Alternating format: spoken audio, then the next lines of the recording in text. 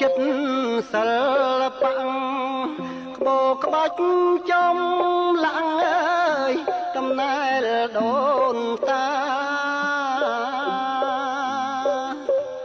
អវិចិត្រសិល្បៈបោក្បាច់ចំ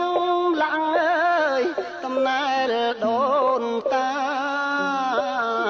ញញឹមស្ងួតស្ងប់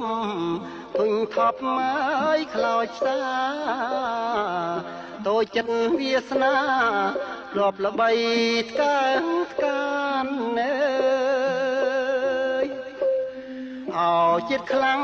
រឹងមាំសាងកេស្ដុកស្ដំអើយផ្សាយសពទីឋាន